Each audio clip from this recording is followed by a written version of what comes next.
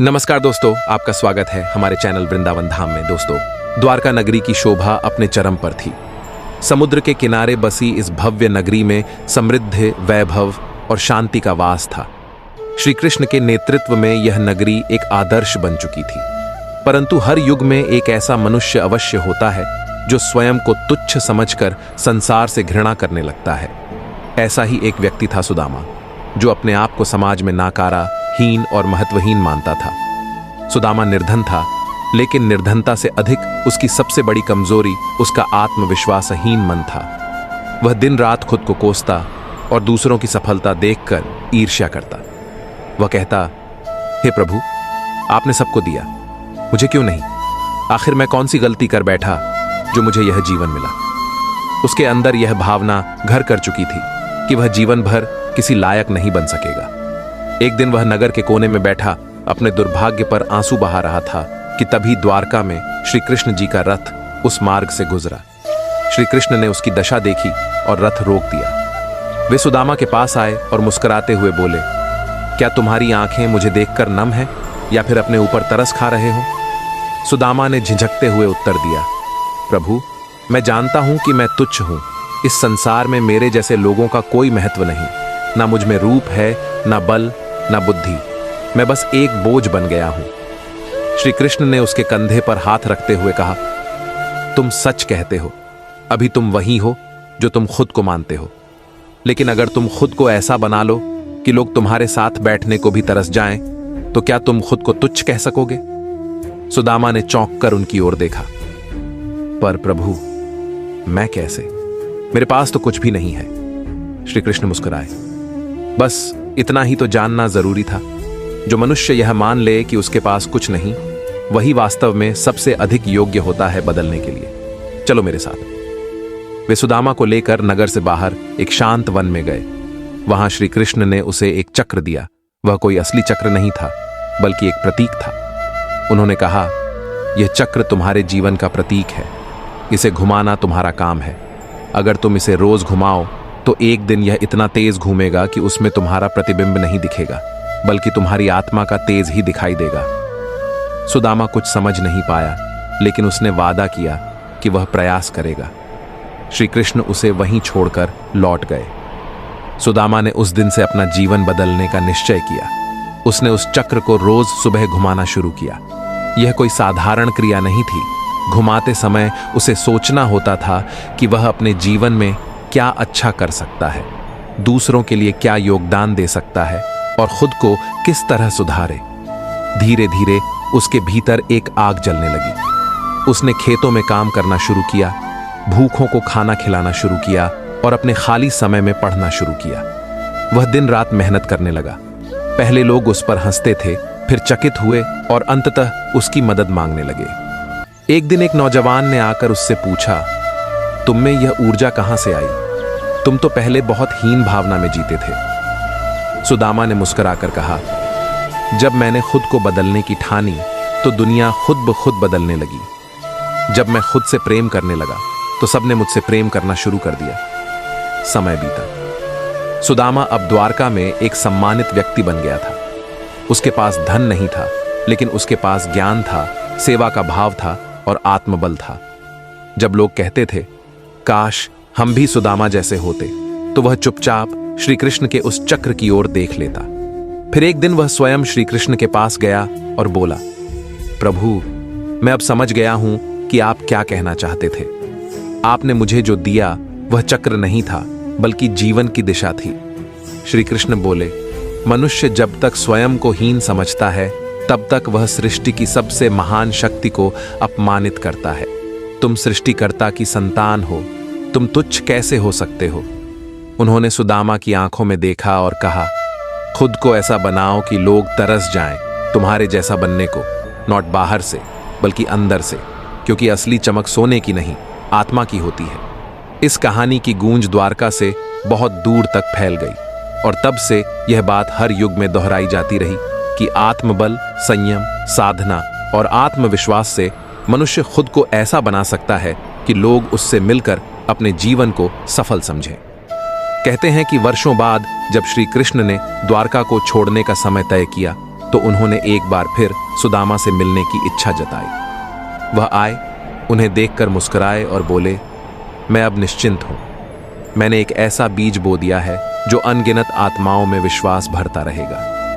सुदामा ने नमन किया और उत्तर दिया, प्रभु, आपने जो दीप जलाया है वह अब कभी बुझेगा नहीं, क्योंकि वह दीप मेरे भीतर जलता है और मैं अब जानता हूं कि जब तक मनुष्य खुद पर विश्वास करता है तब तक वह अजेय है। इस प्रकार श्री कृष्ण की यह छोटी सी प्रेरणा एक तुच्छ समझे जाने वाले मनुष्य को ऐसा बना गई कि लोग उससे मिलने को तरसने लगे। यह कहानी सिर्फ एक युग की नहीं, हर युग की है। हर मनुष्य में यह शक्ति है कि वह खुद को इस तरह संवार ले कि उसकी संगति से लोग खुद को भाग्यशाली समझें। वृंदावन की पावन भूमि पर, जहां हरित पेड़ों की छांव में राधा कृष्ण की रासलीला गूंजती थी, एक समय ऐसा आया जब लोगों के भीतर आत्मसम्मान का भाव लुप्त हो गया। वे अपने जीवन का मूल्य दूसरों की नजरों में खोजने लगे, स्वयं की पहचान भूलकर समाज के आकलन पर निर्भर हो गए।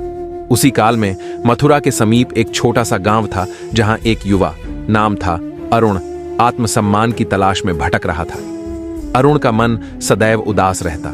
वह मेहनती था, ईमानदार था, परंतु उसे लगता कि समाज उसकी कद्र नहीं करता। लोग उसके कार्यों को तुच्छ समझते, उसकी भावनाओं की उपेक्षा करते।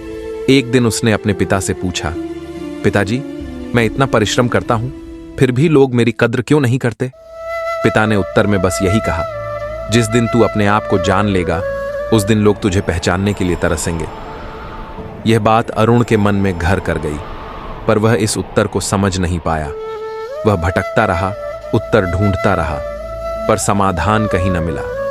और तब एक दिन किसी साधु ने उसे बताया कि यदि वह अपने प्रश्न का उत्तर पाना चाहता है तो द्वारका जाकर श्री कृष्ण से मिलना होगा, क्योंकि वे ही हैं जो आत्मा का रहस्य बता सकते हैं। अरुण ने उसी क्षण यात्रा प्रारंभ की। उसने कष्ट सहे, भूखा रहा, प्यासा रहा, पर उसकी आंखों में एक ही लक्ष्य था, श्री कृष्ण से मिलना। कई महीनों की कठिन यात्रा के बाद वह द्वारका पहुंचा। महलों की शोभा देख वह चकित रह गया, पर उससे अधिक उसके हृदय में जो हलचल थी वह थी भगवान श्री कृष्ण से मिलने की। जब वह महल के द्वार पर पहुंचा तो उसे रोक दिया गया। द्वारपालों ने कहा कि द्वारका का प्रवेश उन्हीं को मिलता है जो योग्य होते हैं। अरुण ने आग्रह किया, विनती की और अंततः उसकी तपस्या सफल हुई। उसे श्री कृष्ण के दर्शन का अवसर मिला। कृष्ण ने उसे देखा और पूछा, कहो वत्स, किस प्रयोजन से आया है? अरुण ने कांपते हुए स्वर में कहा, हे माधव, मैं जानना चाहता हूं कि ऐसा क्या करूं कि लोग मेरी इज्जत करें, मेरा नाम सुनते ही सिर झुका लें। मैं ऐसा क्यों नहीं बन सका कि लोग मेरी कद्र करें? श्री कृष्ण मुस्कुराए। उन्होंने कहा, वत्स, तू चाहता है कि लोग तुझ पर तरसे नहीं, तुझसे प्रभावित हों, पर क्या तूने खुद को जानने की कोशिश की? जो व्यक्ति अपने मूल्य को दूसरों की आंखों में देखता है वह सदा ही भूखा रहेगा, और जो अपने मूल्य को अपने भीतर देखे उसका आभा मंडल ऐसा होता है कि दुनिया उसकी एक झलक पाने को तरसती है। अरुण ने कहा, भगवान, मुझे नहीं पता कि मैं अपने आप को कैसे जानूं, मुझे मार्ग दिखाइए। श्री कृष्ण ने उसे मुस्कुराते हुए एक कथा सुनाई। उन्होंने कहा, एक समय की बात है, एक शिष्य अपने गुरु के पास गया और बोला, गुरुदेव, मुझे कोई ऐसा मंत्र दीजिए कि मैं महान बन जाऊं। गुरु ने उसे एक पत्थर दिया और कहा, इसे बाजार में ले जाकर लोगों को दिखाओ, पर इसे बेचना मत। शिष्य वह पत्थर लेकर बाजार गया। एक आम आदमी ने देखा और कहा, 1 रुपये में दूंगा क्या? शिष्य चुपचाप लौट आया। गुरु ने फिर कहा, अब इसे सुनार के पास ले जाओ। सुनार ने देखा और बोला, ये तो कीमती पत्थर है, मैं इसे 1000 रुपये में खरीदूंगा। गुरु ने कहा, अब इसे एक रत्न विशेषज्ञ के पास ले जाओ। रत्न विशेषज्ञ ने देखा और बोला, ये तो दुर्लभ हीरा है, मैं इसके बदले में अपना सब कुछ देने को तैयार हूं। फिर गुरु ने कहा, अब तू समझा, तेरे मूल्य को हर कोई नहीं पहचान सकता। जब तक तू खुद नहीं जानेगा कि तू कौन है, तब तक लोग तुझे सस्ता समझते रहेंगे। जब तू खुद को जान जाएगा, तब तेरा मौन भी लोगों को चौंका देगा। अरुण ने धीरे धीरे श्री कृष्ण की बातों को आत्मसात करना शुरू किया। उसने अपने जीवन का उद्देश्य बाहरी प्रशंसा को नहीं, बल्कि आत्मविकास को बनाया। वह द्वारका में ही रह गया और सेवा में लग गया। वह चुपचाप साधना करता, विद्या अर्जित करता और धीरे धीरे उसकी आभा ऐसी हो गई कि लोग उसके दर्शनों के लिए दूर दूर से आने लगे।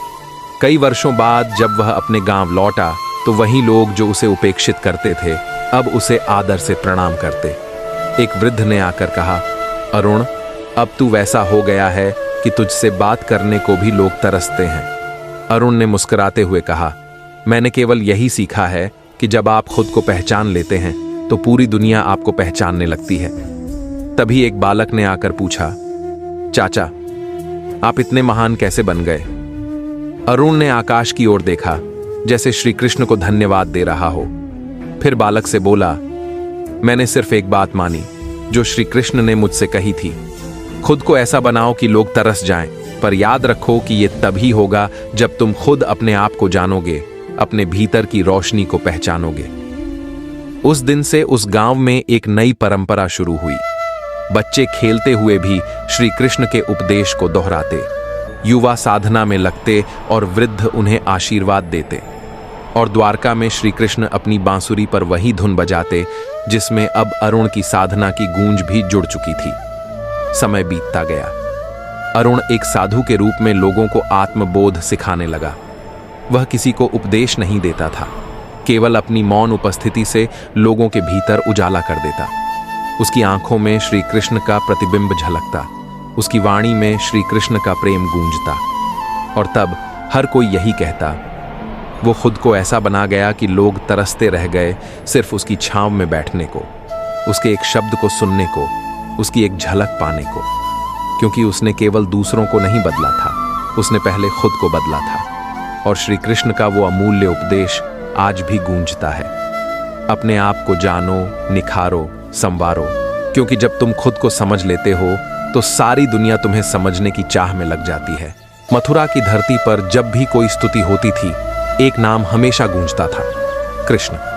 लेकिन यह कहानी द्वारिका के उस समय की है जब श्री कृष्ण ने राजपाट संभाल लिया था और देश दुनिया के लोग उनकी नीतियों और न्यायप्रियता के कारण उनके दर्शन के लिए तरसते थे। महाभारत समाप्त हो चुकी थी। युद्ध का शोर अब केवल इतिहास में दर्ज था, लेकिन जीवन की गहराइयों में ज्ञान की लहरें अब भी बहती थीं। एक दिन राजसभा में एक नौजवान आया। उसके चेहरे पर असमंजस था, आंखों में प्रश्न थे और उसकी चाल में अस्थिरता। उसने श्री कृष्ण को प्रणाम किया और बोला, हे माधव, मैं आपकी शरण में आया हूं। मेरी एक ही इच्छा है, मैं ऐसा बनना चाहता हूं कि लोग मेरे साथ रहने को तरसें। मैं चाहता हूं कि लोग मेरे जैसा बनना चाहें, मेरी संगति को चाहें, मेरी उपस्थिति में गौरव महसूस करें। लेकिन मैं नहीं जानता मैं कैसे खुद को ऐसा बनाऊं। श्री कृष्ण मुस्कुराए। उन्होंने अपने सिंहासन से उतरकर उस युवक के कंधे पर हाथ रखा और कहा, प्रिय वत्स, तुम जो इच्छा रखते हो वह संसार की सबसे बड़ी साधना है। यह इच्छा केवल अहंकार नहीं, यदि इसे ठीक से समझा जाए तो यह आत्मोन्नति की छोटी है।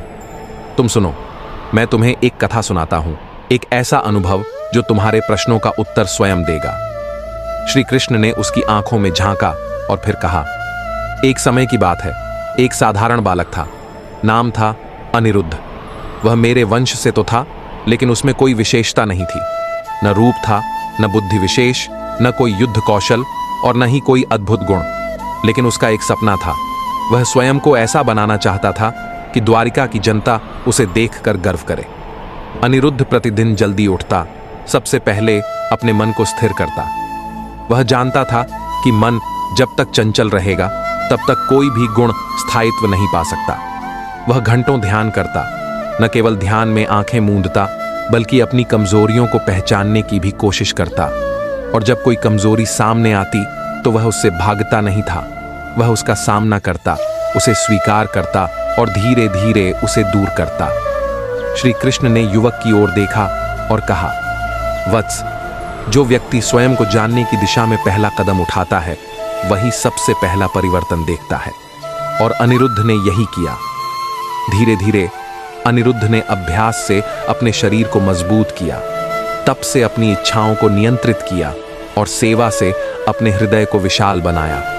उसने कभी किसी को यह कहकर प्रभावित नहीं किया कि मैं श्री कृष्ण का वंशज हूं, बल्कि वह चाहता था कि लोग उसके कर्मों से पहचाने कि वह किस कुल से है। एक बार द्वारिका में भयंकर अकाल पड़ा। नदियां सूखने लगीं, खेत बंजर हो गए और जनता त्राही त्राही करने लगी। उस समय अनिरुद्ध ने कोई युद्ध नहीं लड़ा, न ही कोई चमत्कार किया, लेकिन वह प्रत्येक घर गया, हर भूखे को रोटी दी, हर दुखी को ढाढ़स बंधाया। उसके अंदर कोई अतिमानवी शक्ति नहीं थी, बस सेवा की भावना थी। जब राजा बनकर कोई नहीं आया, तब वह एक सेवक बनकर सामने आया। कृष्ण बोले, जब कोई व्यक्ति अपने अहंकार से ऊपर उठकर सेवा में रम जाता है, तब वह स्वयं श्री हरि को प्रिय हो जाता है। और ऐसा ही हुआ अनिरुद्ध के साथ। धीरे धीरे लोग उसे पहचानने लगे। उसका नाम लेने से पहले लोग मुस्कुराते, उसका साथ पाने के लिए लोग अपने कार्य छोड़ते। और एक दिन जब द्वारिका के वृद्ध, युवा, स्त्रियां, बच्चे सभी उसकी प्रशंसा करने लगे, तब श्री कृष्ण ने स्वयं उसे सभा में बुलाकर कहा, वत्स अनिरुद्ध, अब तुम वह बन चुके हो जो स्वयं को महान कहे बिना महान बन जाता है। श्री कृष्ण ने युवक की ओर देखा और कहा, वत्स, जो व्यक्ति खुद को इतना संयमी, शांत, ज्ञानी और सेवा भाव से युक्त बना लेता है कि लोग उसे देखकर अपने अंदर भी वही गुण जागृत करें, वही सच्चे अर्थों में वंदनीय होता है। युवक की आंखों से आंसू बह निकले। वह बोला, प्रभु, मैं तो सोचता था कि सुंदर वस्त्र, धन, प्रसिद्धि ही लोगों को आकर्षित करते हैं। कृष्ण मुस्कुराए, नहीं वत्स, ये सब क्षणिक है। लोग धन के कारण पास आते हैं, लेकिन गुणों के कारण टिकते हैं। और सच्चे गुण, विनम्रता, सेवा, ज्ञान, सहनशीलता, ये वे दीपक हैं जो किसी भी अंधकार में उजाला कर सकते हैं। युवक ने सिर झुका दिया, लेकिन श्री कृष्ण यहीं नहीं रुके। उन्होंने उसकी ठुड्डी उठाई और कहा, याद रखो, तुम्हें कभी भी यह प्रयास नहीं करना चाहिए कि लोग तुमसे प्रभावित हों। तुम्हें प्रयास करना है कि तुम स्वयं को इतना ऊंचा बनाओ कि तुम्हारा अस्तित्व अपने आप प्रेरणा बन जाए। अगर लोग तरस जाएं तुम्हारे साथ चलने को, तो यह तुम्हारी जीत नहीं, तुम्हारे तप का फल है। लेकिन अगर तुम उन्हें प्रेरित कर सको अपने जैसा बनने को, तब तुम सच्चे अर्थों में श्री कृष्ण के चरणों में चल रहे हो। उस दिन के बाद वह युवक नगर का सबसे विनम्र सेवक बना। वह न तो प्रसिद्ध चाहता था, न प्रशंसा, लेकिन उसकी निस्वार्थता, उसका समर्पण और उसकी एकाग्रता ने धीरे धीरे उसे लोगों के हृदय में स्थान दिलाया। एक दिन वही युवक जब वृद्ध हुआ, तो उसकी अंतिम यात्रा में पूरा नगर उसके पीछे चला और लोगों ने यही कहा, यह वह व्यक्ति है जिसकी संगति को तरसते थे हम, और जिसने हमें यह सिखाया कि स्वयं को इतना ऊंचा उठाओ कि दुनिया पीछे चलने को विवश हो जाए। कृष्ण बोले, वत्स, अब तुम जाओ, यह राह कठिन है, लेकिन जिसने एक बार यह राह पकड़ ली, उसके पीछे कभी अंधकार नहीं आता। और वह युवक जिसने केवल एक प्रश्न लेकर द्वारिका के राजमहल में प्रवेश किया था, अब अपने जीवन की दिशा को पाकर लौट गया। उसके भीतर अब कोई संदेह नहीं था, बल्कि एक ज्वाला थी, खुद को ऐसा बनाने की कि लोग उसकी संगति को वरदान समझें। श्री कृष्ण ने सभा की ओर देखा और मंद मुस्कान के साथ बोले, यही जीवन की सबसे महान यात्रा है, स्वयं को ऐसा बनाना कि तुम्हारी उपस्थिति किसी की आत्मा को उजागर कर दे। न कोई तामझाम, न कोई आडंबर, बस तप, सेवा और समर्पण। ये कहानी केवल उस युवक की नहीं है, यह हर उस व्यक्ति की कहानी बन सकती है जो खुद को श्रेष्ठ बनाने का प्रण लेता है। याद रखो, जीवन में सबसे बड़ी सफलता तब नहीं मिलती जब लोग तुम्हारा नाम लेते हैं, बल्कि तब मिलती है जब लोग तुम्हारे विचारों को जीने लगते हैं। और वही है सच्चा प्रभाव, सच्चा सम्मान, जो किसी पद या पैसे से नहीं, केवल साधना से पाया जा सकता है। श्री कृष्ण की दृष्टि उस समय केवल उस युवक पर नहीं थी, बल्कि हर उस आत्मा पर थी जो स्वयं को साध कर संसार को दिशा देना चाहती है।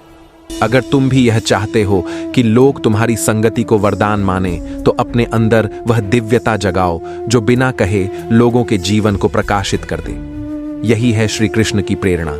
खुद को ऐसा बनाओ कि लोग तरस जाएं, लेकिन वो तरस केवल संगति का न हो, वो प्रेरणा का हो, विश्वास का हो और आत्मिक शांति का हो। तभी तुम सच में श्री कृष्ण के भक्त कहलाओगे। द्वारका नगरी में एक बार फिर उल्लास की लहर दौड़ रही थी।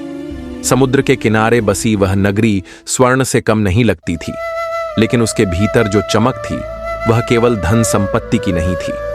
वह थी श्री कृष्ण के विचारों, उनके व्यवहार और उनकी दूरदर्शिता की। जब जब किसी के जीवन में अंधकार छा जाता था, वह व्यक्ति द्वारका आता था और कृष्ण की आंखों में झांककर अपने जीवन की दिशा पाता था। एक दिन दूर दराज के गांव से एक युवक जिसका नाम अंशुमान था, द्वारका पहुंचा।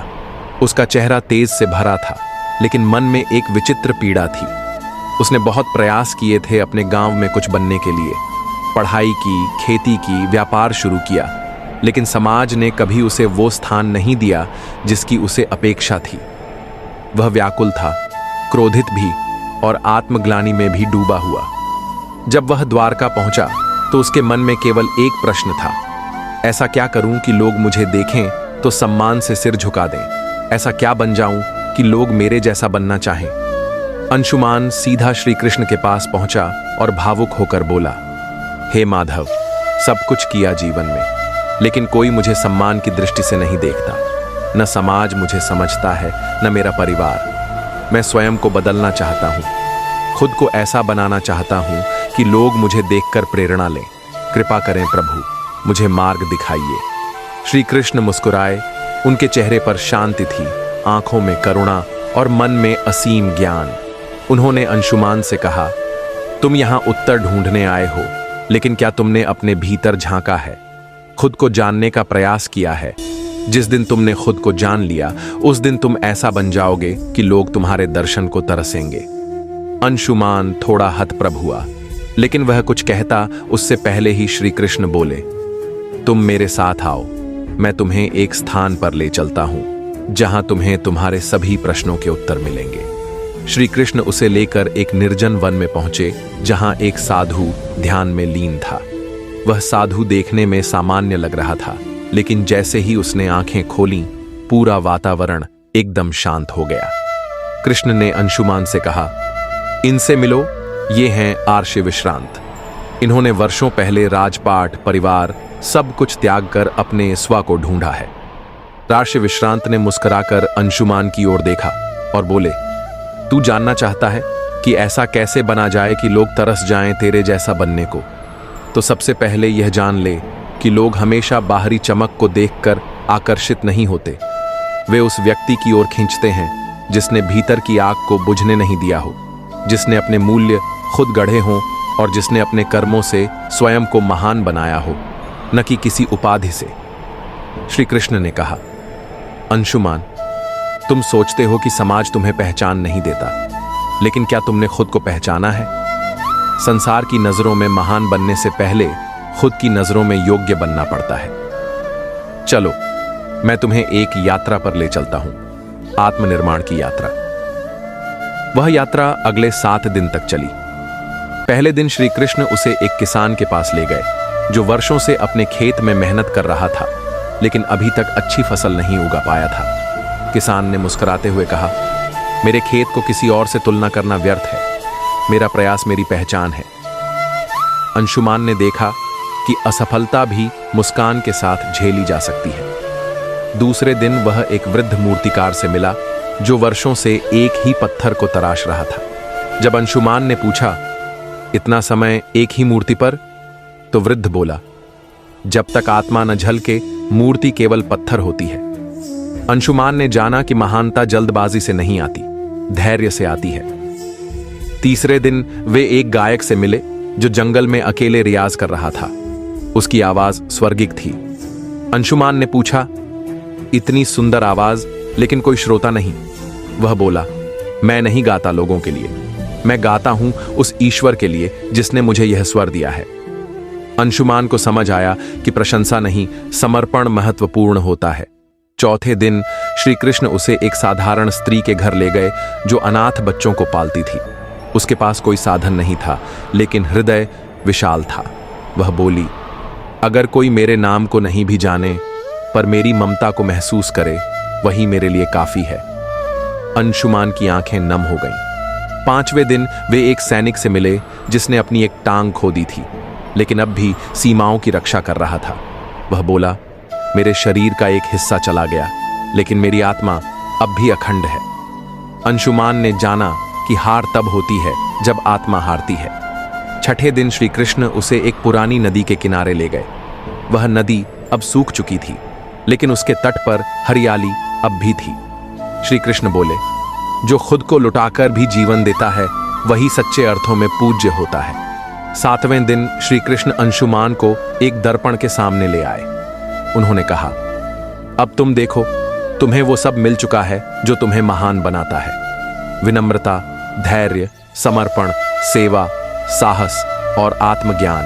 अब जब तुम इस दर्पण में देखोगे तो तुम्हें वो चेहरा दिखेगा जो लोगों की प्रेरणा बन सकता है। अंशुमान दर्पण में देखकर चौंक गया। उसकी आंखों में अब चमक थी, चेहरे पर संतुलन था और हृदय में एक नई ऊर्जा। वह बोला, हे गोविंद, अब मैं समझ गया कि मुझे खुद को उस स्तर पर पहुंचाना है जहां मेरी पहचान किसी और की स्वीकृति से नहीं, मेरे कर्मों की ऊंचाई से बने। अब मुझे दिखावे की नहीं, आत्मविकास की आवश्यकता है। श्री कृष्ण ने कहा, यही तो जीवन का रहस्य है। जब तुम खुद को बेहतर बनाने में लग जाते हो तब लोग तुम्हें देखने के लिए तरसने लगते हैं। उनकी आंखें तुम्हारे बाहरी रूप को नहीं, तुम्हारी साधना को देखती हैं। याद रखो अंशुमान, मोक्ष उन्हीं को मिलता है जो खुद को हर दिन तराशते हैं। हीरा तभी बनता है जब कोयला खुद को जलने देता है। तुम भी कोयले से हीरा बन सकते हो, बस जलने से डरना मत। अंशुमान लौट गया, लेकिन वह अंशुमान नहीं रहा जो द्वारका आया था। उसने अपने गांव में लौटकर पहले अपने जीवन को बदला। उसने दिखावे से मुंह मोड़ा और सेवा, ज्ञान और धैर्य को अपनाया। उसकी बातें लोगों के दिलों को छूने लगीं। अब लोग उससे सलाह लेने आते, उसे गुरु मानते। एक दिन उसका एक पुराना शत्रु भी उसके पास आया और बोला, अब मैं तुम्हारे जैसा बनना चाहता हूं। अंशुमान मुस्कुराया और कहा, खुद को ऐसा बनाओ कि लोग तरस जाएं तुम्हारे जैसा बनने को। यही तो श्री कृष्ण ने सिखाया है। वह दिन और आज का दिन अंशुमान की साधना अभी भी जारी है। वह जान चुका है कि महानता कोई पदवी नहीं, यह एक प्रक्रिया है, लगातार खुद को बेहतर बनाते रहने की प्रक्रिया। लोग आज भी उसके पास आते हैं, लेकिन अब वह केवल उन्हें जवाब नहीं देता, उन्हें रास्ता दिखाता है। वह जानता है कि जब तक वह स्वयं को तराशता रहेगा तब तक उसकी चमक बनी रहेगी। और यही श्री कृष्ण की सबसे बड़ी शिक्षा है। आत्मा को इतना सुंदर बना दो कि लोग उस सौंदर्य को देखने को तरस जाएं। धूप तेज थी, वृंदावन की पगडंडियां शांत थीं, लेकिन उसके भीतर कुछ अनकहा सा तूफान मचल रहा था। एक युवक जिसका नाम माधव था, अपनी किस्मत को कोसता हुआ यमुना किनारे बैठा हुआ था। उसका मन क्रोधित था, उदास था और बेचैन भी। वह सोच रहा था, मैंने क्या नहीं किया? मेहनत की, संघर्ष किया, सबकी सुनता रहा, खुद को छोटा करता रहा, फिर भी मुझे वो मान, वो जगह, वो सम्मान क्यों नहीं मिला जो दूसरों को मिल रहा है? माधव ने अपनी आंखें मूंदी और यमुना की बहती धारा की ओर देखा। अचानक हवा में हलचल हुई, एक मीठी बांसुरी की ध्वनि गूंजी और सब कुछ ठहर सा गया। उसके सामने श्री कृष्ण प्रकट हुए, मुस्कान में अमृत सा अपनापन और नेत्रों में ब्रह्मांड की गहराई। माधव चौंका, फिर उठकर चरणों में झुक गया। श्री कृष्ण ने मुस्कुराते हुए उसका हाथ पकड़ा और बोले, वत्स, मैं जानता हूं तू व्यथित है, लेकिन क्या तू जानता है कि यह व्यथा तेरे भीतर के परिवर्तन का संकेत है? यह वही क्षण है जब आत्मा जागती है, जब मनुष्य खुद को ऐसा बना सकता है कि संसार उसे देखने को तरसे। माधव की आंखों में आंसू थे, पर मन में सवाल भी। भगवान, सब कुछ करने के बाद भी लोग मुझे अनदेखा करते हैं, मुझे तुच्छ समझते हैं। मैं क्या करूं कि लोग मेरी कद्र करें? ऐसा क्या करूं कि लोग मुझे नजरअंदाज न करें, बल्कि मेरी एक झलक को तरसें? श्री कृष्ण ने आसमान की ओर देखा, कुछ क्षणों का मौन हुआ, फिर बोले, वत्स, जब तुम दुनिया को बदलना चाहते हो तो पहले खुद को बदलो। यह संसार उनकी पूजा करता है जिन्होंने अपने आप को ऐसा बनाया है कि दुनिया को उनकी जरूरत पड़े। आओ, मैं तुझे एक कथा सुनाता हूं, एक ऐसे व्यक्ति की जिसने खुद को ऐसा बनाया कि लोग उसकी एक मुस्कान के लिए तरसते थे। कथा प्रारंभ होती है हस्तिनापुर के राजमहल में, जहां एक छोटा सा सेवक कार्य करता था। नाम था सुदर्शन। वह जन्म से ही निर्धन था, परंतु मन से अत्यंत समृद्ध। उसके माता पिता नहीं थे और पालन पोषण उसने स्वयं किया। कोई गुरु नहीं था, लेकिन हर दिन वो खुद को सुधारता, अपने कर्मों को ईश्वर को अर्पित करता। राजमहल में सैकड़ों सेवक थे, पर सुदर्शन सबसे अलग था। न उसके पास अच्छे वस्त्र थे, न कोई अनुयायी, न कोई सिफारिश। फिर भी उसकी आंखों में जो चमक थी वह राजकुमारों में भी नहीं थी। एक दिन महाराज युधिष्ठिर ने उसे देखा। वह सूर्य की गर्मी में भी मुस्कुराते हुए सेवा कर रहा था। युधिष्ठिर ने पूछा, वत्स, क्या तुम्हें थकान नहीं होती? सुदर्शन ने उत्तर दिया, महाराज, थकान तब होती है जब मनुष्य दूसरों को खुश करने के लिए काम करता है। मैं तो खुद को पूर्ण बनाने के लिए कार्य करता हूं। मैं खुद को ऐसा बनाना चाहता हूं कि एक दिन मेरे कार्यों से खुद श्री कृष्ण प्रसन्न हो। यह बात युधिष्ठिर के हृदय में उतर गई। उन्होंने उसी क्षण सुदर्शन को राजपुरोहित का सहायक बना दिया और फिर शुरू हुई उसकी यात्रा, एक साधारण सेवक से एक विशिष्ट मार्गदर्शक तक। श्री कृष्ण ने माधव की ओर देखा। वत्स, सुदर्शन का जीवन सरल था, लेकिन उसका उद्देश्य महान था। जब तुम्हारा उद्देश्य सिर्फ लोगों की सराहना पाना हो तो तुम जल्दी थक जाओगे, लेकिन जब तुम्हारा उद्देश्य खुद को बेहतर बनाना हो तो ब्रह्मांड भी तुम्हारे साथ चलता है। माधव कुछ समझा, कुछ नहीं। उसने फिर पूछा, भगवान, लेकिन लोग तो उन्हीं की कद्र करते हैं जो अमीर हों, ताकतवर हों, जिनके पास नाम हो। आम इंसान चाहे जितना अच्छा हो, उसकी कोई कद्र नहीं करता। श्री कृष्ण मुस्कुराए, वत्स, यह भ्रम है। संसार नाम से प्रभावित होता है, लेकिन आत्मा कर्म से प्रभावित होती है। तू संसार के लिए नहीं, अपने लिए जिए। जब तू खुद को इतना सक्षम बना लेगा कि तेरे बिना कोई कार्य आगे न बढ़े, तो वही लोग तुझ पर गर्व करेंगे जो आज तुझे तुच्छ समझते हैं। तभी श्री कृष्ण ने माधव का हाथ पकड़ा और एक दिव्य दृष्टि दी। माधव ने देखा, भविष्य में वह एक विद्यालय चला रहा है जहां सैकड़ों निर्धन बच्चे पढ़ते हैं। लोग उसे सम्मान से देखते हैं। समाज उसके विचारों को अपनाता है। वह स्वयं भी एक आत्मविश्वास से भरा हुआ तेजस्वी पुरुष है। श्री कृष्ण बोले, ये तेरा ही भविष्य है यदि तू आज से खुद पर काम करना शुरू कर दे। हर दिन, हर क्षण खुद को थोड़ा और बेहतर बना और कभी दूसरों की नजरों के लिए मत जी। माधव की आंखों से आंसू बह निकले। अब उसकी आंखों में न शिकायत थी, न क्रोध। अब वहां सिर्फ एक संकल्प था।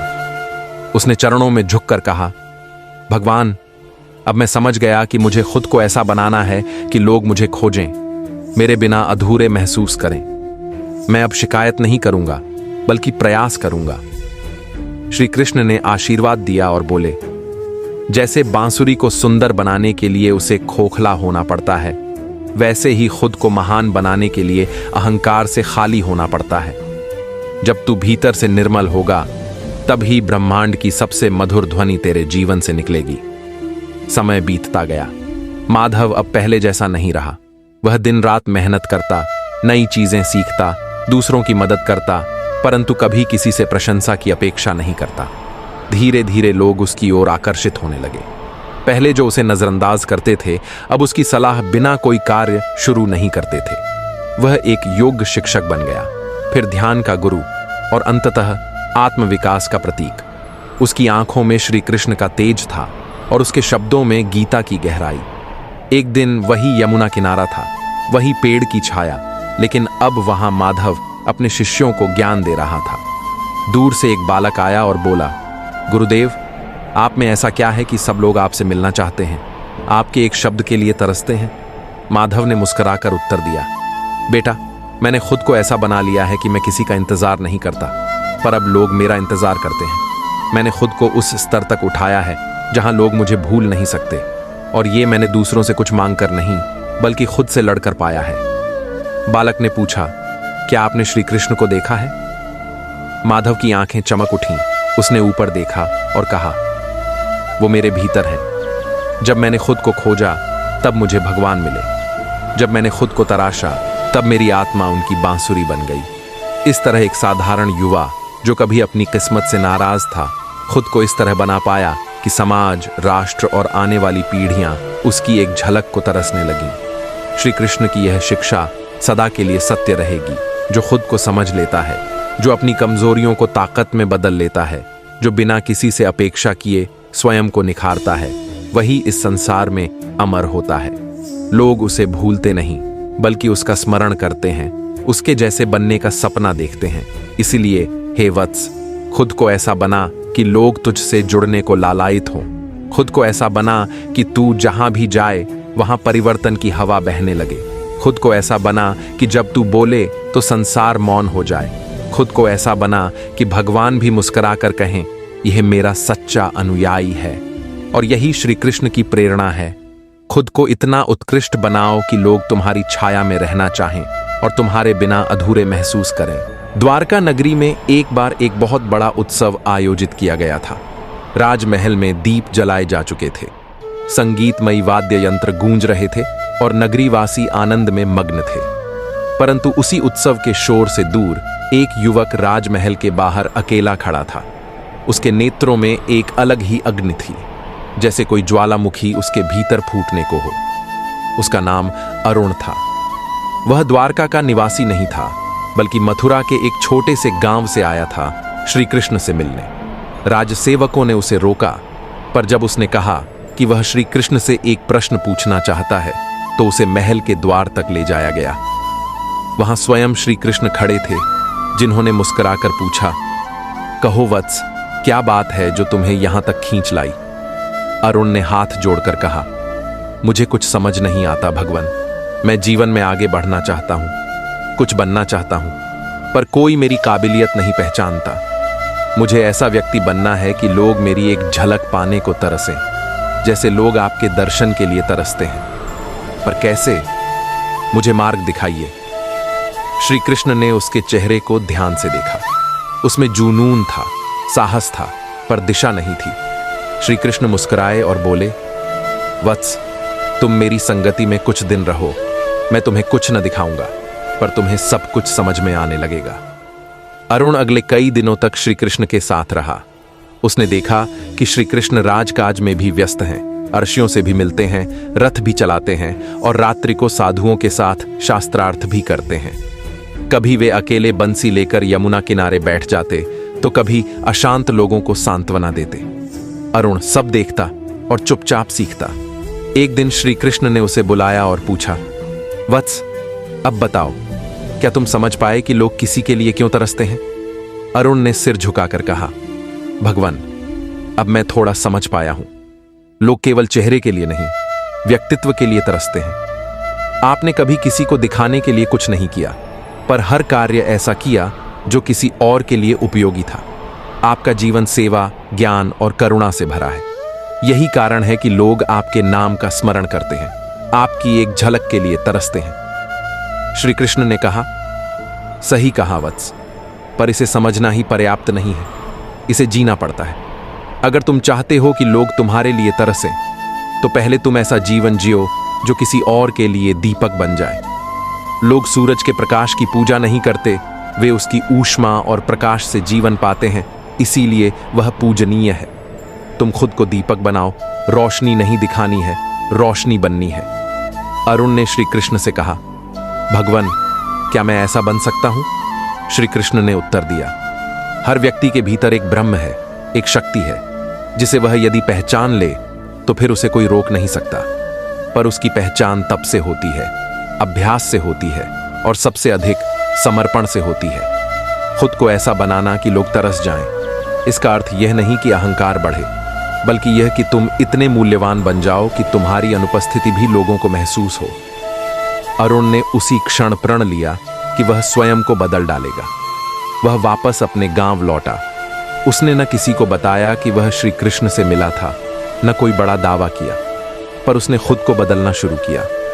अब वह सुबह जल्दी उठता, गांव के बच्चों को शिक्षा देता, बुजुर्गों की सेवा करता, खेतों में मेहनत करता और हर उस व्यक्ति की मदद करता जो दुखी होता। धीरे धीरे लोग उसे पहचानने लगे। उसका नाम हर किसी की जुबां पर आने लगा। उसने कभी खुद को महान नहीं बताया, पर उसकी कर्मशीलता, उसका संयम, उसका प्रेम लोगों को आकर्षित करने लगा। एक दिन मथुरा के राजा को उसके बारे में झांत हुआ। उन्होंने उसे दरबार में बुलाया और कहा, अरुण, तुम्हारा नाम अब दूर दूर तक फैल चुका है, क्या तुम हमारे मंत्री बनोगे? अरुण ने मुस्कुराकर कहा, राजन, मैं कोई पद नहीं चाहता, मैं बस अपने गांव का सेवक बना रहना चाहता हूं। क्योंकि श्री कृष्ण ने मुझे यही सिखाया है। खुद को ऐसा बनाओ कि तुम्हारी उपस्थिति लोगों के जीवन को बदल दे। राजा ने उसका आदर किया और उसकी सेवा भावना से प्रेरित होकर उसके गांव में विद्यालय, चिकित्सालय और जल संरचना का निर्माण करवाया। कुछ वर्षों पश्चात द्वारका से एक रथ मथुरा पहुंचा। उसमें श्री कृष्ण स्वयं नहीं थे, परंतु संदेश लेकर आए थे। उसमें लिखा था, वत्स अरुण, तुम्हारे कर्मों ने तुम्हें वह बना दिया है जो शब्दों से नहीं समझाया जा सकता। अब लोग तुम्हारे स्पर्श के लिए तरसते हैं। तुमने मेरी शिक्षा को जीवन में उतार लिया। यही सच्चा पुरुषार्थ है।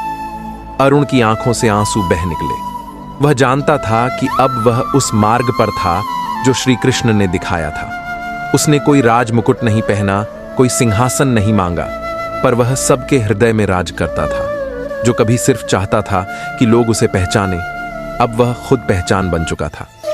जीवन के अंतिम वर्षों में जब वह वृद्ध हो गया था, तो एक युवक उससे मिलने आया। उसकी आंखों में वही ज्वाला थी जो कभी अरुण की आंखों में थी। उसने अरुण से पूछा, गुरुदेव, मैं चाहता हूं कि लोग मेरी इज्जत करें, मेरे बिना रह ना सकें। मैं कुछ बड़ा बनना चाहता हूं। अरुण मुस्कुराया। उसने उसका हाथ पकड़ा और कहा, वत्स, खुद को ऐसा बनाओ कि तुम्हारे बिना लोगों को अधूरा लगे। इसका कोई छोटा रास्ता नहीं है। यह तप है, त्याग है, प्रेम है, सेवा है। जब तुम खुद को भूल कर दूसरों का जीवन बेहतर बनाते हो, तब लोग तुम्हारे लिए तरसते हैं। वह युवक झुक गया। उसी क्षण से एक नई यात्रा शुरू हुई। कथा का सार यही है, यदि तुम चाहते हो कि लोग तुम्हारे बिना अधूरा महसूस करें, तो पहले खुद को इतना संपूर्ण बनाओ कि तुम्हारी उपस्थिति दूसरों की जिंदगी को रोशन करे। श्री कृष्ण ने यही सिखाया कि आत्मा का मूल्य शरीर से नहीं, बल्कि कर्म, सेवा और प्रेम से है। और इस प्रेम की भाषा में जब एक व्यक्ति खुद के लिए नहीं अपितु दूसरों के लिए जीता है, तब वह केवल मनुष्य नहीं, एक आदर्श बन जाता है। यही है श्री कृष्ण की प्रेरणा। खुद को ऐसा बनाओ कि तुम्हारे स्पर्श से किसी का अंधेरा उजाले में बदल जाए। अगर तुम ऐसा बन सको तो दुनिया स्वयं तुम्हारे नाम की पूजा करेगी, बिना मांगे, बिना चाह के, बस तुम्हारे अस्तित्व के कारण। द्वापर युग का समय था। हस्तिनापुर की गूंजती गलियां, मथुरा का राजसी वैभव और द्वारका की चमक दमक, सब कुछ अपने चरम पर था। परंतु इन सबसे परे एक ऐसा स्थान था जहां केवल मौन गूंजता था। एक वन में एक साधारण सा आश्रम, जिसमें एक असाधारण व्यक्ति अपना जीवन बदलने का संकल्प लिए आया था। उसका नाम था अर्जुन। कभी एक प्रतिभावान युवक था। गांव में उसकी विद्वता और साहस के चर्चे थे, परंतु समय की कठोरता ने उसे इतना तोड़ दिया कि लोग उसे देखकर मुंह मोड़ने लगे। जिनकी निगाहें कभी उसकी प्रशंसा से झुकी रहती थीं, अब उपेक्षा से भरी थीं। एक दिन निराशा की पराकाष्ठा पर पहुंचकर वह जंगल की ओर निकल पड़ा। बस चल दिया, बिना यह जाने कि कहां जाना है। उसकी आंखों में आंसू थे और मन में एक ही प्रश्न, मैं इतना तुच्छ कैसे हो गया। जैसे ही सूर्य अस्त हुआ और जंगल में अंधेरा घिरने लगा, अर्जुन एक वट वृक्ष के नीचे बैठ गया। तभी एक मधुर वाणी उसके कानों में पड़ी। कभी अपने भीतर झांका है अर्जुन। वह चौंक कर उठा और सामने जो देखा, उसकी आंखें विस्मय से भर गईं। नीला आभा, मोर मुकुट, करुणा से भरी आंखें और होंठों पर हल्की सी मुस्कान। यह कोई साधारण साधु नहीं था, यह स्वयं योगेश्वर श्री कृष्ण थे। अर्जुन घुटनों पर बैठ गया और बोला, प्रभु, आपने मुझे इस अंधकार में देखा। यह मेरा सौभाग्य है। मैं खो गया हूं। हर कोई मुझसे दूर हो गया है। अब कोई मुझसे बात तक नहीं करता। श्री कृष्ण मुस्कुराए, अर्जुन, लोग तभी तक साथ देते हैं जब तक तुम उन्हें खुद से बड़ा समझते हो। जब तुम स्वयं को इतना ऊंचा बना लोगे कि लोग तुम्हारे सान्निध्य के लिए तरस जाएं, तब यही दुनिया तुम्हें पहचानने को आतुर होगी। पर मैं ऐसा कैसे बन सकता हूं प्रभु? अर्जुन ने करुण स्वर में पूछा। श्री कृष्ण बोले, तू अपनी आत्मा को पहचान। तुझ में भी वही ब्रह्म का अंश है जो मुझ में है। जब तू अपने को पहचान लेगा, तब लोग तुझे पहचानने के लिए लालायित हो जाएंगे। उस रात अर्जुन ने प्रतिज्ञा ली कि वह अपने जीवन को ऐसा बनाएगा कि एक दिन जिन लोगों ने उसे उपेक्षित किया, वही उसकी एक झलक पाने को तरसेंगे।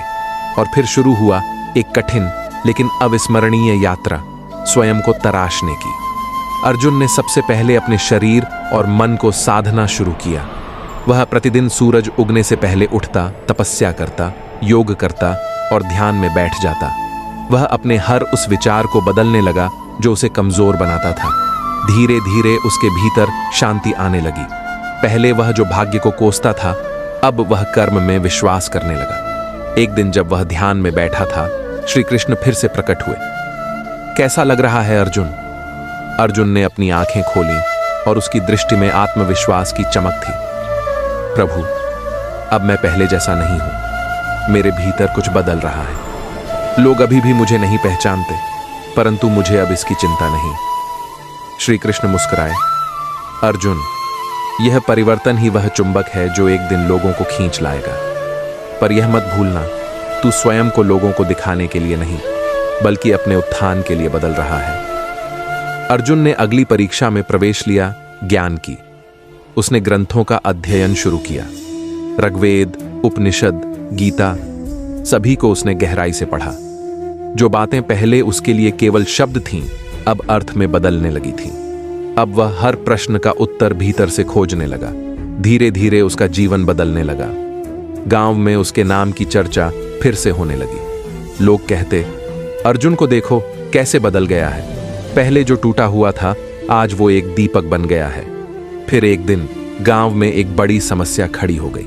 एक विकराल रोग ने सबको घेर लिया। लोग डर के मारे बाहर नहीं निकलते थे। वहीं अर्जुन, जो कभी उपेक्षित था, अब सबसे आगे खड़ा था। उसने लोगों की सेवा की, औषधियां बांटी और उन्हें हिम्मत दी। जब गांव का मुखिया बीमार पड़ा, तो अर्जुन ने उसकी जगह कार्यभार संभाला। अब लोग उसके चरणों में झुकते थे। वे कहते, हमने इसे नहीं पहचाना, लेकिन यह तो रत्न निकला। श्री कृष्ण फिर एक रात उसके सामने प्रकट हुए, पर इस बार अर्जुन ने उन्हें पहले ही पहचान लिया और मुस्कुराते हुए कहा, प्रभु, आपने जो बीज बोया था वह अब वट वृक्ष बन गया है। श्री कृष्ण हंसे। अर्जुन, मैंने बीज नहीं बोया था। बीज तो पहले से ही तेरे भीतर था। मैंने तो सिर्फ तुझे यह दिखाया कि तू कौन है। उस दिन अर्जुन ने जाना कि संसार में सबसे बड़ी प्रेरणा वह होती है जो व्यक्ति को स्वयं की शक्ति से परिचित कराए, और सबसे महान बदलाव वह होता है जो भीतर से आता है।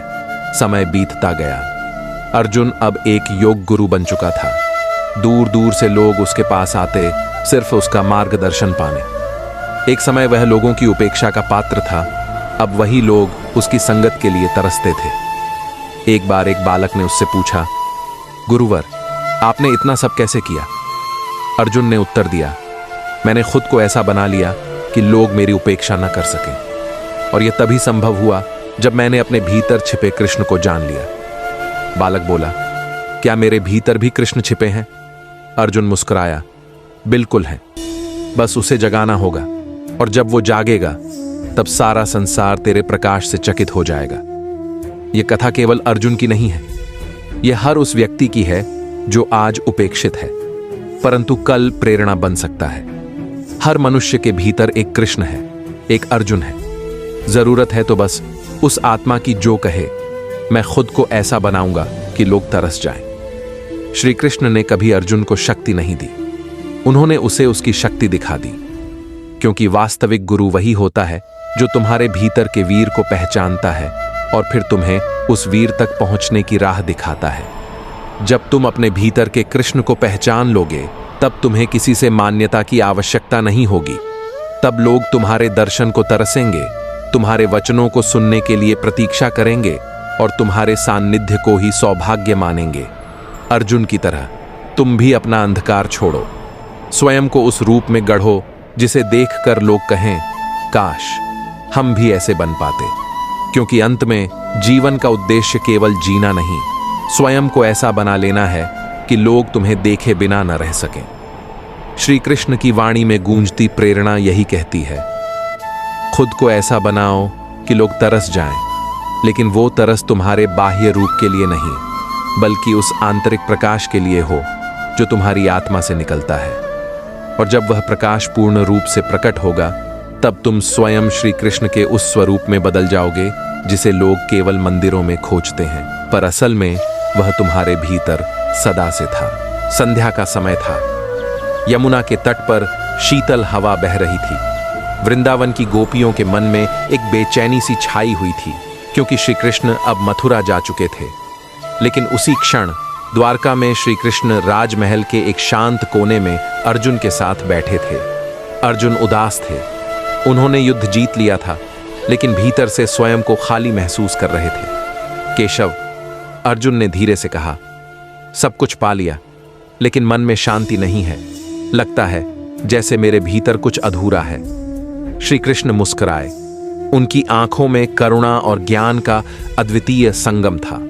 उन्होंने अर्जुन की ओर देखा और बोले, प्रिय पार्थ, क्या तुम जानते हो कि व्यक्ति के जीवन का सर्वोच्च उद्देश्य क्या है? धर्म की रक्षा करना, अर्जुन ने उत्तर दिया। नहीं, श्री कृष्ण बोले, धर्म की रक्षा का कार्य भी तभी सार्थक है जब मनुष्य स्वयं को इतना महान बना ले कि संसार उसकी उपस्थिति की लालसा करे और उसकी अनुपस्थिति में शून्यता का अनुभव करे। खुद को ऐसा बनाओ कि लोग तरस जाएं तुम्हारे जैसे बनने के लिए। अर्जुन ने विस्मय से उनकी ओर देखा। लेकिन ऐसा संभव कैसे है प्रभु? एक समय की बात है, श्री कृष्ण ने कथा आरंभ की। जब द्वारका में एक युवक आया जिसका नाम था उत्तम। वह निर्धन था, दुर्बल था और समाज में उसकी कोई पहचान नहीं थी, लेकिन उसके भीतर एक आग थी, खुद को बदलने की, खुद को श्रेष्ठ बनाने की, खुद को ऐसा बनाने की कि लोग उससे प्रेरणा लें। श्री कृष्ण की वाणी में जैसे समय थम गया हो। अर्जुन पूरी तरह से उनके शब्दों में खो गए थे। उत्तम हर सुबह सूरज उगने से पहले उठता। वह गीता के श्लोकों को दोहराता, साधना करता और अपने तन मन को अनुशासन में रखता। लोग उसका उपहास करते, उसे पागल कहते, लेकिन वह न रुका, न डिगा। एक दिन श्री कृष्ण ने कहा, जब द्वारका में एक संकट आया, बाहरी शत्रु आक्रमण के लिए तैयार थे और राजा की सेना कमजोर पड़ चुकी थी, तब उसी युवक उत्तम ने सबसे पहले शस्त्र उठाया। उसके साहस ने लोगों को चौंका दिया। उसके संयम और धैर्य ने उसके भीतर छिपे योद्धा को जागृत कर दिया था। लेकिन प्रभु, अर्जुन ने पूछा, क्या अकेले साहस ही पर्याप्त है? नहीं पार्थ, श्री कृष्ण बोले, उत्तम ने न केवल शरीर से अभ्यास किया था, बल्कि उसने अपने मन को भी तपाया था। वह जानता था कि केवल तलवार से युद्ध नहीं जीता जाता, बल्कि मानसिक शक्ति से भी। वह जो बोलता था उसमें संकल्प की दृढ़ता होती थी। वह जब चलता था तो उसके पद चिन्हों में आत्मविश्वास की गूंज होती थी। युद्ध हुआ। उत्तम ने अपने साहस से न केवल शत्रुओं को परास्त किया, बल्कि पूरे द्वारका में आदर्श बन गया। लोग कहने लगे, काश हमारे पुत्र उत्तम जैसे होते। श्री कृष्ण ने अर्जुन की ओर देखा और मुस्कुराकर बोले, देखा पार्थ, एक सामान्य युवक ने खुद को इस योग्य बनाया कि लोग उसकी तरह बनने के लिए तरसने लगे। अर्जुन चुप थे। उनके भीतर कुछ टूट रहा था और कुछ नया बन रहा था। उन्होंने महसूस किया कि वीरता केवल धनुष बाण तक सीमित नहीं है। सच्ची वीरता तब जन्म लेती है जब कोई व्यक्ति स्वयं को इतना निखार ले कि वह प्रकाश बन जाए और उसकी रोशनी से अन्य लोग दिशा पा सकें। केशव, अर्जुन ने फिर कहा, मैं भी चाहता हूं कि लोग मुझे देखकर प्रेरित हों, लेकिन क्या मेरे भीतर अब भी वह सामर्थ्य शेष है? सामर्थ्य तो सदा से तुम्हारे भीतर था पार्थ, श्री कृष्ण बोले, लेकिन तुमने उसे केवल युद्ध तक सीमित कर दिया। तुम्हें अब अपने जीवन को उस स्तर पर ले जाना है जहां लोग केवल तुम्हारे पराक्रम से नहीं, बल्कि तुम्हारे आचरण, तुम्हारे विचार और तुम्हारे आदर्श से प्रेरित हों। अर्जुन ने सिर झुका लिया।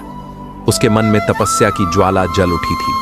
वह जान गया था कि आत्मविकास का मार्ग कठिन अवश्य है, लेकिन असंभव नहीं। कुछ समय बीता। अर्जुन ने महलों के सुख छोड़ दिए। वह आम जनों के बीच रहने लगे। उन्होंने अपने मन के अहंकार को त्याग दिया। दिन भर वे ग्रामीणों के साथ खेतों में काम करते और रात को उन्हें धर्म और आत्मविकास की शिक्षा देते। लोग हैरान थे। एक राजा का भ्राता, महायोद्धा, अब सामान्य लोगों की सेवा में संलग्न हो गया है। धीरे धीरे अर्जुन की ख्याति फैलने लगी, लेकिन यह ख्याति अब युद्धों के लिए नहीं थी। यह ख्याति थी उनके विनम्र स्वभाव, सेवा भाव और आत्मविकास की। बच्चे उन्हें देखकर अनुशासन सीखने लगे, युवा उन्हें देखकर संयम का महत्व समझने लगे और वृद्ध उन्हें देखकर यह विश्वास करने लगे कि जीवन में कभी भी शुरुआत की जा सकती है। श्री कृष्ण द्वारका से इस परिवर्तन को देख रहे थे। उनके नेत्रों में संतोष की चमक थी। वे जानते थे कि अर्जुन ने अब सच्चा युद्ध जीत लिया था, अपने ही भीतर के अहंकार, क्रोध और भ्रम को हराकर। एक दिन अर्जुन फिर श्री कृष्ण से मिलने आए। वह शांत थे, लेकिन उनकी आंखों में गहराई थी। उन्होंने कहा, प्रभु, अब समझ में आया कि खुद को ऐसा बनाना क्यों आवश्यक है कि लोग तरस जाएं हमारे जैसा बनने को। क्योंकि जब हम अपने आप को श्रेष्ठ बनाते हैं तो हम दूसरों को भी श्रेष्ठ बनने की प्रेरणा देते हैं। श्री कृष्ण ने मुस्कुराकर कहा, पार्थ, तुमने अब गीता का वास्तविक अर्थ समझा है। युद्ध जीतने से पहले स्वयं को जीतना अनिवार्य है। और तभी आकाश में घनघोर बादल गरजने लगे। यह संकेत था कि वर्षा होने वाली है, लेकिन अर्जुन और श्री कृष्ण दोनों ही शांत थे, जैसे उनके भीतर अब कोई तूफान नहीं रहा हो। वे जानते थे कि असली जीवन वही है जब हम दूसरों की आवश्यकता बनने के लिए स्वयं को तपाकर सोना बना लें। उसी समय एक बालक पास से गुजरा। उसने अर्जुन की ओर देखा और अपने पिता से कहा, पिताजी, मैं बड़ा होकर इन जैसा बनूंगा। पिता ने मुस्कुराकर कहा, बेटा, अगर तुम भी रोज सुबह जल्दी उठकर आत्मचिंतन करोगे, संयम से जीवन जियोगे और श्री कृष्ण के बताए मार्ग पर चलोगे, तो एक दिन लोग तुम्हें देखकर भी यही कहेंगे। खुद को ऐसा बनाओ कि लोग तरस जाएं। यह सुनकर अर्जुन की आंखों में नमी थी, लेकिन वह नमी दुख की नहीं थी, वह संतोष की थी। यह वही संतोष था जो तब आता है जब कोई व्यक्ति अपने जीवन को इस योग्य बना ले कि उसकी उपस्थिति से कोई प्रेरित हो जाए और उसकी अनुपस्थिति में लोग उसे मिस करें। श्री कृष्ण ने अर्जुन के कंधे पर हाथ रखा और बोले, जब कोई मनुष्य इतना ऊंचा उठ जाए कि लोग उससे मार्गदर्शन लें, तब वह सच में स्वयं को श्री कृष्ण के निकट मान सकता है। क्योंकि मैं वहां नहीं हूं जहां लोग मुझे पूजते हैं, मैं वहां हूं जहां लोग मेरे विचारों को जीते हैं। संध्या हो चुकी थी, सूर्य अस्त हो रहा था, लेकिन अर्जुन के भीतर एक नया सूरज उग चुका था और द्वारका में फिर एक बार गूंज उठी थी वह दिव्य वाणी, खुद को ऐसा बनाओ कि लोग तरस जाएं तुम्हारे जैसे बनने को। वृंदावन की पावन भूमि पर एक समय की बात है जब गोकुल में एक युवक जन्मा जो निर्धन था, अनाथ था और जिसे कोई जानता भी न था। उसका नाम था नीलकंठ। वह दिन भर दूसरों के खेतों में काम करता, गोबर उठाता, मवेशी चराता और जो कुछ मिलता उसी में जीवन गुजारता। उसके वस्त्र फटे हुए होते, पांव में चप्पल नहीं होती, मगर उसकी आंखों में एक गहरी चमक होती, आत्मसम्मान की, कुछ बनने की। लोग अक्सर उसे ताने देते, तू कुछ नहीं कर सकता, तेरा कोई भविष्य नहीं। लेकिन नीलकंठ के मन में एक संकल्प था, खुद को ऐसा बनाना है कि लोग मुझे देखकर तरसें, सम्मान करें और पूछें, तुम कौन हो। वह नहीं चाहता था कि दुनिया उसकी दयनीय हालत पर तरसे। वह चाहता था कि लोग उसकी आत्मा की ताकत पर ईर्ष्या करें, उसके चरित्र की ऊंचाई को समझें और उसकी उपस्थिति को अनुभव करें। एक दिन जब वह वृंदावन के जंगलों में मवेशी चरा रहा था, उसे अचानक किसी की बांसुरी की मधुर ध्वनि सुनाई दी। धुन ऐसी थी जैसे आत्मा को छू जाए, जैसे कोई भीतर सोई हुई चेतना को जगा दे। वह आवाज की ओर भागा और देखा कि एक नीले रंग का दिव्य पुरुष पीपल के पेड़ के नीचे बैठा है, बांसुरी बजा रहा है और मोर उसके सिर के पास नृत्य कर रहा है। नीलकंठ चकित रह गया। उसने झुककर चरण स्पर्श किया और पूछा, प्रभु, आप कौन हैं? उस दिव्य पुरुष ने मुस्कुराकर कहा, जिसे जानने का प्रयास मनुष्य हजारों जन्मों में करता है, तुमने उसे एक प्रश्न में जानना चाहा। फिर भी उन्होंने कहा, मैं वही हूं जिसे लोग कृष्ण कहते हैं। नीलकंठ अवाक रह गया। श्री कृष्ण ने उसे बैठाया और बोले, बोलो बालक, तुम क्या चाहते हो? नीलकंठ ने कहा, प्रभु, मैं चाहता हूं कि खुद को ऐसा बना लूं कि लोग मेरी उपस्थिति को अनुभव करें, मेरी बातों को सुने, मेरे कर्मों की प्रशंसा करें। मैं चाहता हूं कि मैं संसार के लिए प्रेरणा बनूं, लेकिन मैं जानता हूं कि मैं निर्धन हूं, अनाथ हूं और समाज में मेरा कोई स्थान नहीं है। कृष्ण मुस्कुराए। उन्होंने आकाश की ओर देखा और फिर बोले, नीलकंठ, जिस दिन तू जान जाएगा कि तेरा सबसे बड़ा परिचय तेरा चरित्र है, उस दिन तू जान जाएगा कि तू कोई साधारण आत्मा नहीं है। उन्होंने नीलकंठ के कंधे पर हाथ रखा और कहा, तू अपने कर्मों से खुद को ऐसा बना सकता है कि लोग तेरे विचारों को संग्रह करें, तेरे जीवन से शिक्षा लें और तेरे नाम को इतिहास में लिखें। नीलकंठ की आंखों में नमी आ गई। उसने पूछा, प्रभु कैसे? श्री कृष्ण बोले, पहले अपने भीतर उतरना सीखो, अपने मन को जानो। मन कहता है मैं छोटा हूं, आत्मा कहती है मैं असीम हूं। जब तू आत्मा से जुड़ जाएगा तो खुद से बड़ा सोचने लगेगा। श्री कृष्ण ने फिर अपनी बांसुरी उठाई और एक मधुर धुन बजाई, जैसे आत्मा की गहराई से संवाद हो रहा हो। वह बोले, दुनिया तुझे आज देखती है एक निर्धन बालक के रूप में, लेकिन मैं देखता हूं तुझ में एक तपस्वी, एक कर्मयोगी, एक नेतृत्व करता। अब निर्णय तेरा है कि तू खुद को कैसे देखता है। नीलकंठ ने प्रण लिया, प्रभु मैं अब से अपने हर दिन को तपस्या की तरह जीऊंगा। मैं हर दिन खुद को गढ़ूंगा, जैसे एक मूर्तिकार पत्थर को काट काट कर देवता बनाता है। श्री कृष्ण ने उसकी आंखों में झांका और कहा, यही आत्मा का मार्ग है। दुनिया तुझे पहचान देगी, लेकिन पहले तू खुद को पहचान। उस दिन के बाद नीलकंठ ने अपने जीवन को पूरी तरह बदल डाला।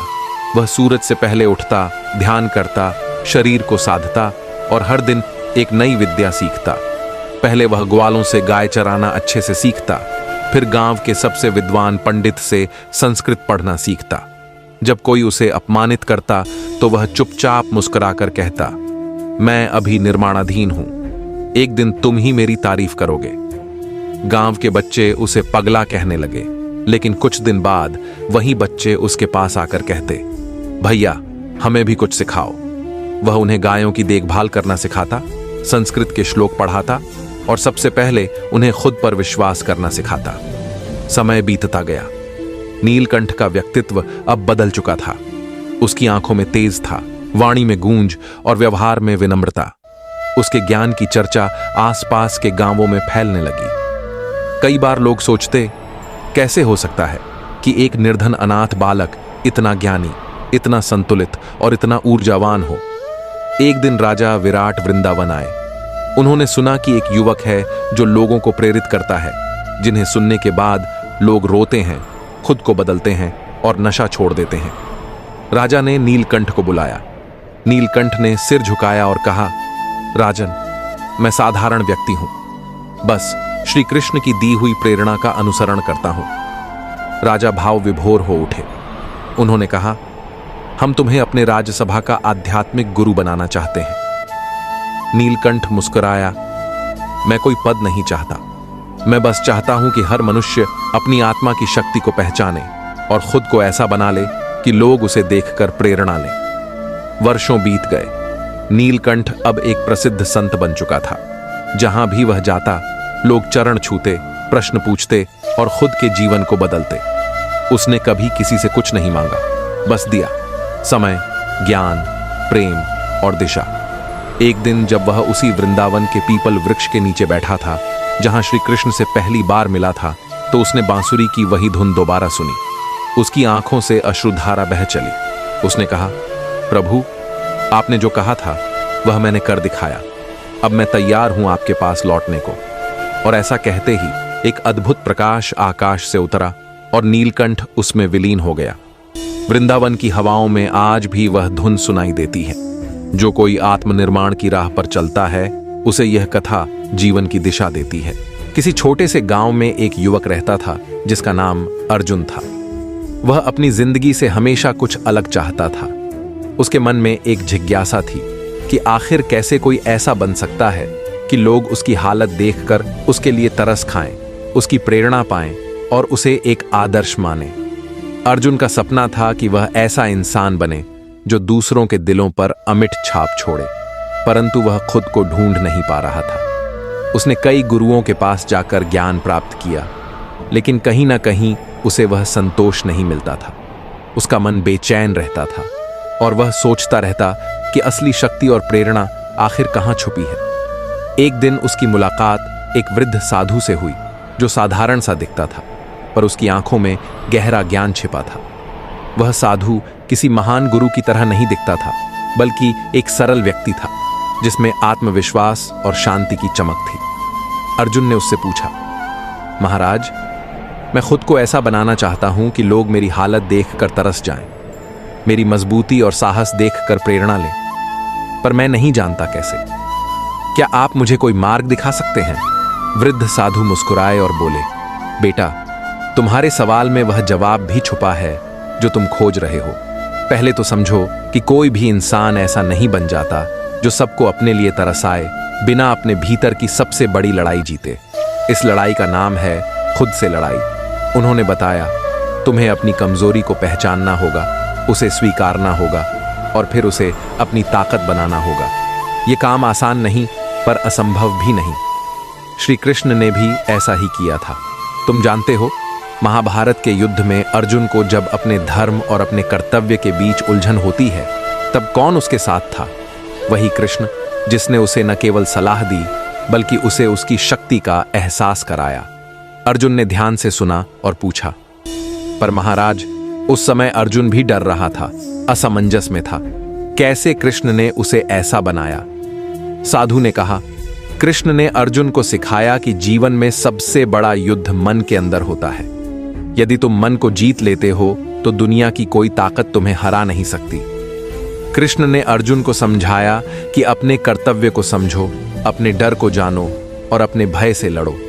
अपने आप को बदलो और तुम्हारी अंदर की शक्ति बाहर झलकने लगेगी। अर्जुन ने सवाल किया, कैसे? मैं अपनी कमजोरी को कैसे अपनी ताकत बना सकता हूं? साधु ने कहा, देखो बेटा, कृष्ण ने कहा था, कर्म करो, फल की चिंता मत करो। अपने कर्म को पूरी लगन से करो। जब तुम अपने कर्म में संपूर्ण निष्ठा लगाते हो तो तुम्हारा मन स्थिर हो जाता है। स्थिर मन से ही सच्ची शक्ति आती है। जब मन मजबूत होता है तब कोई भी परिस्थिति तुम्हें तोड़ नहीं सकती। अर्जुन को इस बात ने प्रभावित किया और उसने फैसला किया कि वह अब अपनी सोच और कर्म में पूरी लगन से जुटेगा। उसने अपने जीवन के हर काम में पूरी मेहनत लगानी शुरू कर दी। पहले तो रास्ता कठिन लगा, मन भी बार बार डगमगाया, लेकिन उसने हार नहीं मानी। समय के साथ अर्जुन की सोच बदलने लगी। वह धीरे धीरे अपने अंदर के डर को पहचानने लगा। जब भी कोई मुश्किल आई तो उसने अपने मन को समझाया, यह भी गुजर जाएगा। उसने कृष्ण की बात को दिल में बिठाया कि जो हुआ अच्छा हुआ, जो हो रहा है अच्छा हो रहा है, जो होगा वह भी अच्छा होगा। कृष्ण का यह संदेश अर्जुन के जीवन का आधार बन गया। हर संकट में उसने यह समझा कि जीवन का उद्देश्य केवल सुख शांति नहीं, बल्कि कर्म करते रहना है। उसके कर्मों से प्रेरणा लेने लगे लोग उसके संघर्ष को देखकर कहते, यह अर्जुन है जो गिरकर भी उठता है, जो टूटकर भी निखरता है। एक दिन अर्जुन ने अपने गुरु साधु से पूछा, महाराज, क्या मैं अब ऐसा बन गया हूं कि लोग मेरी हालत देखकर तरस जाएं?